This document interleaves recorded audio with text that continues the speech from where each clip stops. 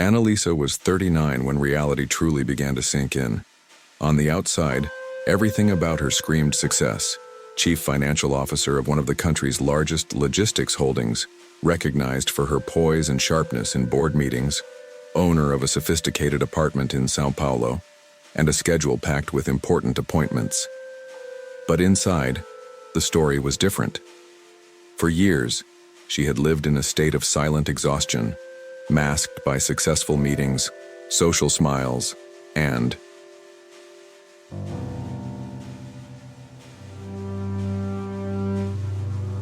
dinners where everything was paid for by her, even when it shouldn't have been. Back then, Annalisa still believed that love required sacrifice, and that loyalty meant covering not just affections, but also absences, dependencies, and even the addictions of a family that had never truly been hers. Her marriage to Don at first seemed like the perfect refuge. He was gentle, calm, the type of man who listened more than he spoke, with a childlike demeanor that made him seem in need of care, which, to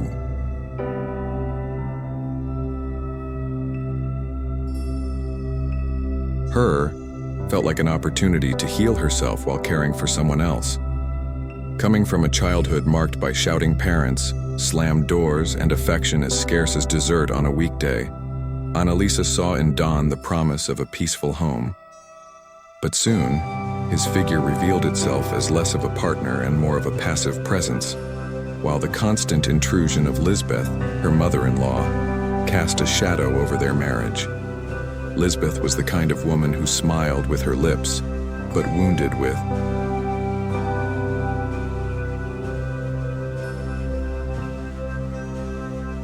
her eyes, who disguised control as kindness. And so, without even realizing when it began, Annalisa started paying for everything, literally. Lisbeth didn't need to raise her voice to dominate. She did it with subtle gestures and loaded remarks, always wrapped in compliments that carried invisible expectations. "You're so generous, Annalisa, almost like a daughter to us." The kind of phrase said with a smile, but which quickly became a trap. Any refusal from that point on would sound ungrateful.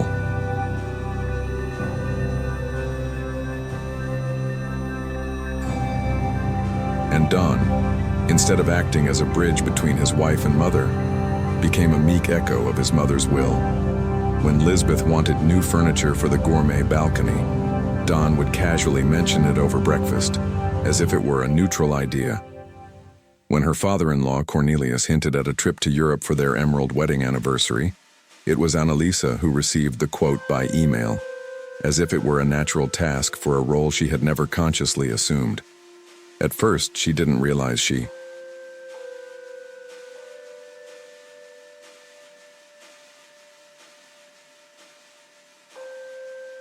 was funding an entire structure, but it was just the beginning of the wear. Over the years, Annalisa began to realize how much of herself she was losing. Invitations from friends became scarce, not due to a lack of affection, but from exhaustion. An exhaustion she couldn't even name. She told herself it was just a demanding phase at work, that things would settle down eventually. But the truth was that her nights of rest were filled with personal spreadsheets, calculating expenses that weren't hers,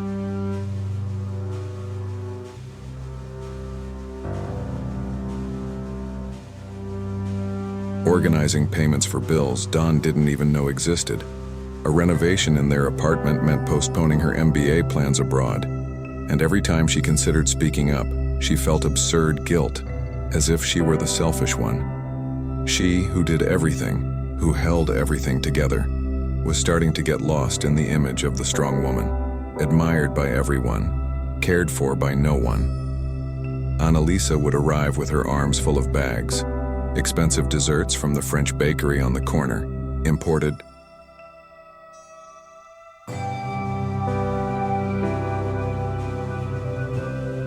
wines, carefully chosen gifts meant to please Lisbeth. And even after all that, Lisbeth still found ways to subtly criticize, like when she picked up the dessert box and commented, "Oh, I thought you were bringing the ones from the Swiss Emporium, but these are good too." Don, distracted by his phone or some game on TV, didn't even look at her. was as if her presence only mattered for what she could provide, not for what she felt. It was as if she had made a silent pact with the little girl.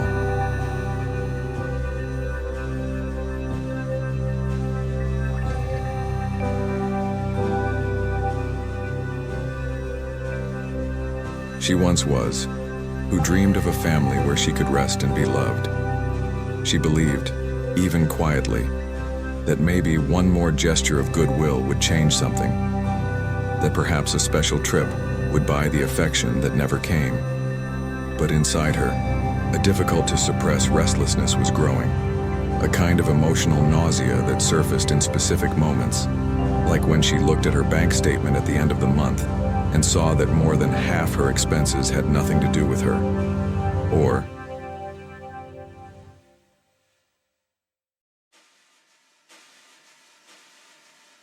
when she cried alone in the car, returning from her in-laws' house without understanding exactly why. It was grief for what she never had, for a family that, deep down, didn't exist. It was on a seemingly ordinary evening that Annalisa's internal crack began to widen. An informal dinner invitation from her college friends, whom she hadn't seen in months, almost got lost in her inbox, buried under her mother-in-law's accountant's emails, and Don's reimbursement requests for a car repair he still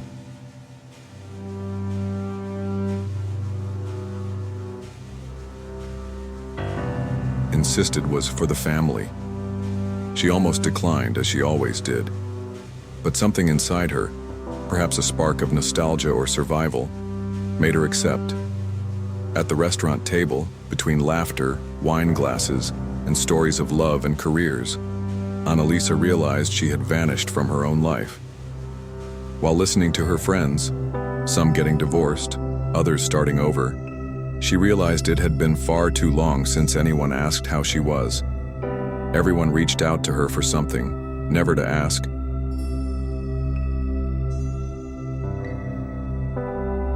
About her. On the way home, alone in the Uber, she felt a bittersweet mix of relief and sadness. Relief for feeling alive for a few hours, for remembering that there was still something beyond her role as tireless provider.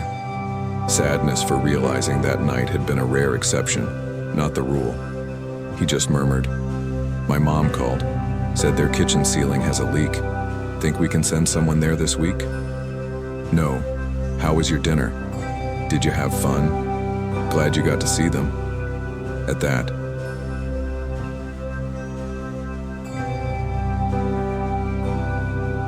moment, Annalisa said nothing. She went upstairs, closed the bedroom door, and sat on the bed, still in heels, feeling the start of a calm revolt. The kind of revolt that doesn't shout but changes everything inside. In the days that followed, something subtle began to shift. Annalisa didn't announce anything, didn't confront anyone. But she started to observe more closely. She saw how Lisbeth called with always urgent demands, always in that tone of, "Only you can fix this," but never to ask if she had time or willingness. And the saddest thing, she realized that no one was surprised she handled everything. It was expected. It was her role. She saw that her competence had been turned into duty, her generosity into obligation. She started gathering proof, noting expenses, archiving emails, not out of revenge, but out of clarity. It was as if, for the first time, she was watching her own life from the outside and realizing how much she had erased herself trying to fit into a family that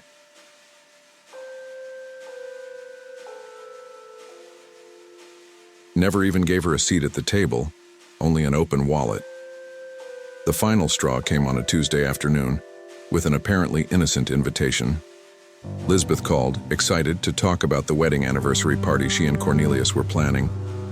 "We're thinking of an expensive new Italian restaurant, something intimate, elegant, just what we deserve." "Oh, Annalisa, could you check with the manager if they close the whole place just for us? We've already pictured it with imported wine, fresh."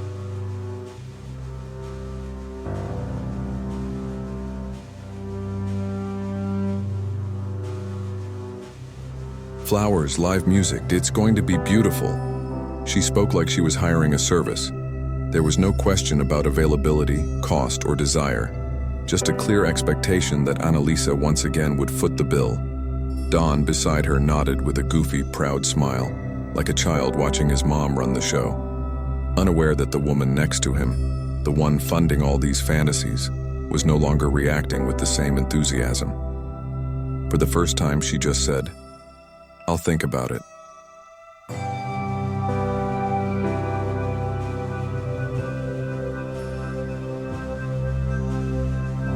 And that night, as she opened the spreadsheet on her laptop, she decided she would pay no more. Not with money, nor with emotional health. The days leading up to the party were eerily quiet. Annalisa kept up with her work commitments, now more attentive to the boundaries she had long ignored. She started declining after-hours meetings, turned off her phone on weekends, and even went back to using the building's gym, something she hadn't done in nearly 2 years. Meanwhile, Don and Lisbeth were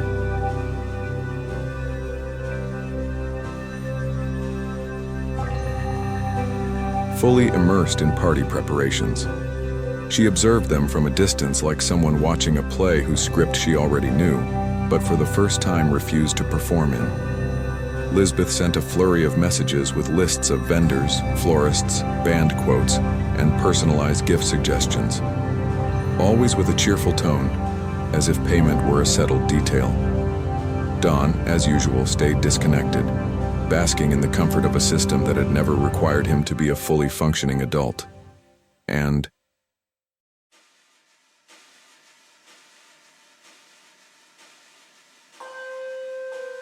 Annalisa, with the calm of someone who knew exactly what was coming, responded with monosyllables, sometimes not even that. The day of the party arrived. It was a pleasant Saturday, clear skies, mild temperature, the kind of day Annalisa used to enjoy when she still found beauty in small things.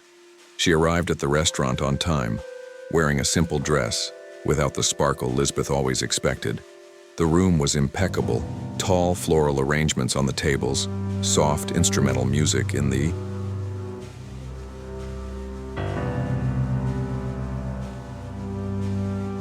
background, aligned waiters, and a dessert table that probably cost a month's salary for an average employee at her company.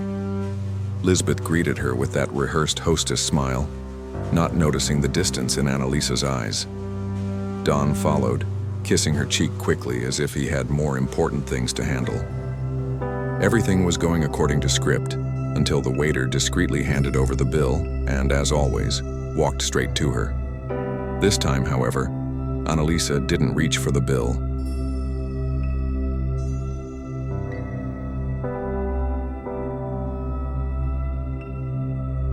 Nor did she discreetly search for her purse. She simply looked the waiter in the eye, made a subtle gesture for him to place the bill on the table, and thanked him with a calm nod. Lisbeth, not realizing right away, continued handing out kisses and thank yous to the guests. But Don, noticing that nothing was being done, approached her with a confused expression. "You're not going to take care of this?" he whispered. Annalisa turned slowly, took a deep breath, and responded with firm calmness for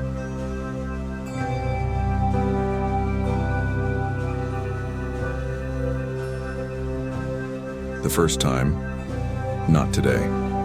Then she stood up with the same elegance she always carried and walked to the center of the room, where a small stage had been set up for speeches. She picked up the microphone with an unsettling composure.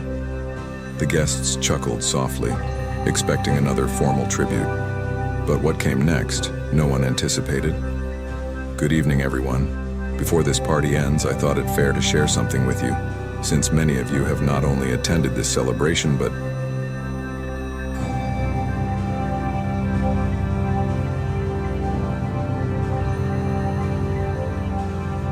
several others over the years." Annalisa opened the leather folder and began pulling out sheets organized with paper clips, some with graphs, others with handwritten notes. These documents are records from the last 7 years. Expenses for parties, trips, gifts, renovations, family emergencies. Each of these moments was entirely funded by me. No splitting, not even an offer of reimbursement. And I'm not saying this to expose anyone, although yes, I am exposing myself. I'm saying it because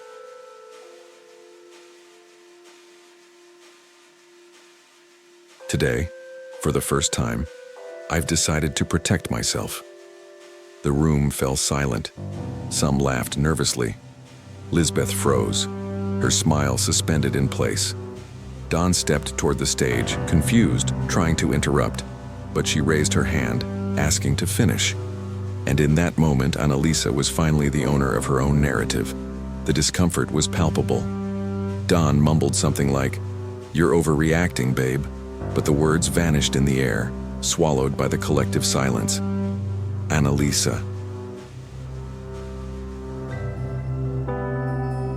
However, didn't shake.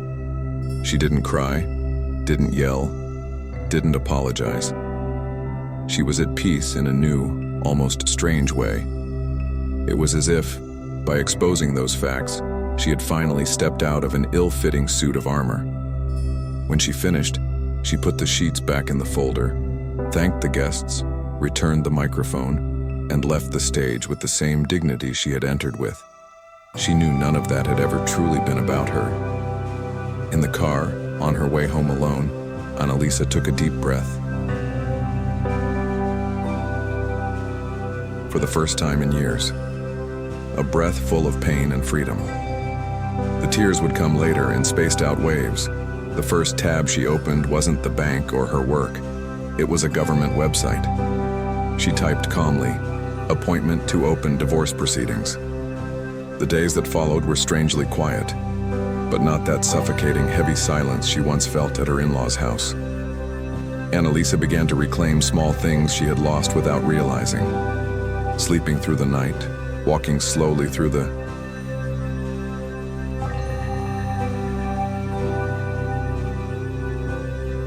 streets, cooking just for herself with care.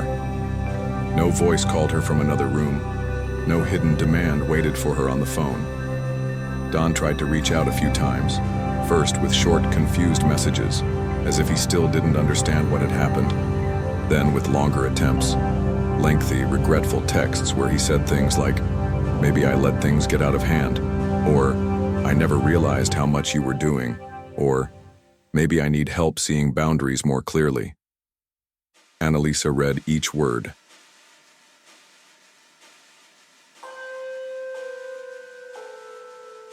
With respect, but without illusion.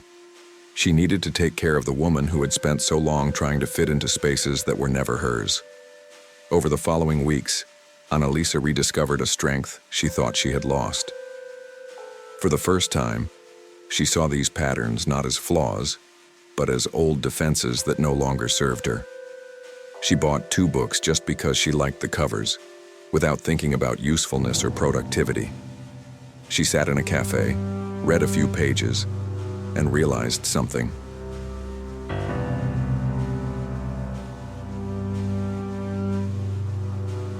Curious. She didn't miss anything. Not the parties, not the fake harmony, not the approval she used to chase. With time, she understood that starting over wasn't about turning a page. It was about rewriting the whole book with a different language, a new emotional grammar. Others, under the guise of well-meaning advice, suggested she should try again, but with more communication this time. But Annalisa didn't feel she owed anyone an explanation, and it was exactly that clarity that gave her.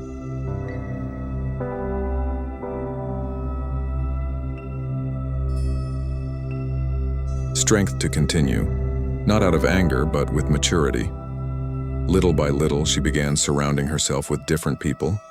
She reconnected with long-lost friends, made new ones at casual gatherings, and even allowed herself to talk to strangers in elevators or while waiting in line at the bakery. They talked for almost an hour. Nothing deep, nothing extraordinary. But when they parted, Annalisa felt something she hadn't felt in a long time. Belonging, not to a family, a marriage, or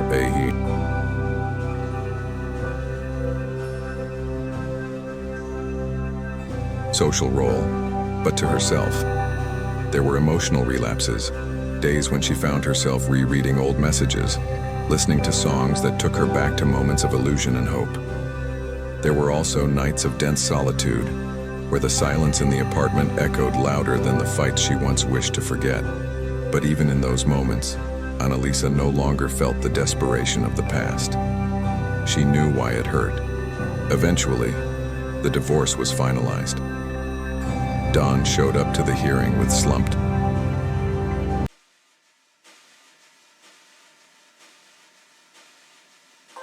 shoulders and a lost look.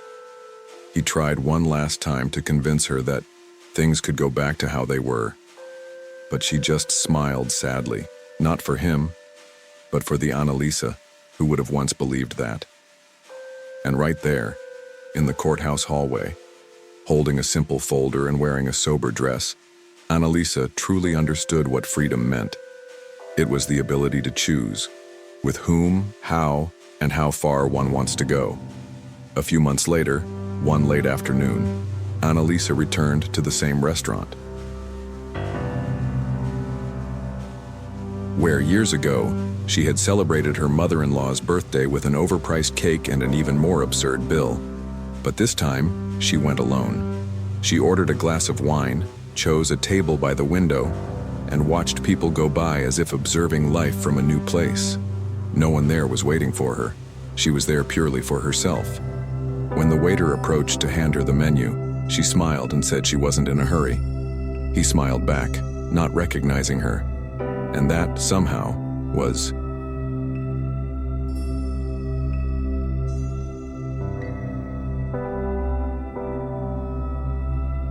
liberating. In the display window, a simple picture caught her attention. An illustration of a woman with closed eyes, surrounded by a continuous line forming a spiral, as if she were returning to herself. It was an image that perfectly captured what she was living, a return, a new beginning that didn't need to be grand to be real. When she got home, she hung the picture on the living room wall, right in front of the couch. That now, the story was different. But Annalisa knew that wasn't true.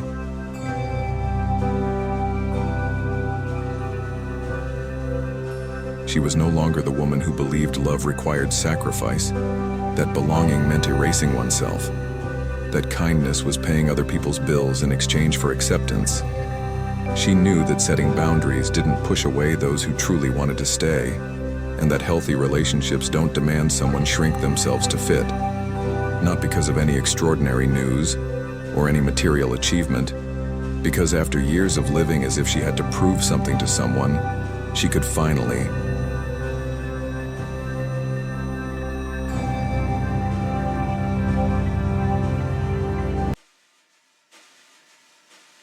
just exist. And even though from time to time the memory of everything she had been through would resurface like a shadow, she already knew what to do. Take a deep breath, remember the road she had walked, and keep going. Always forward, always for herself. He approached, hesitated, and said simply, "You look well. I hope you'll be too." Then she turned and walked toward the exit with calm steps. When she got home that day, she sat once again on her balcony, as she often did, took a deep breath. But she knew one thing with absolute clarity. She would never again stop listening to herself. Never again would she pay the price of being accepted by someone who couldn't see her worth.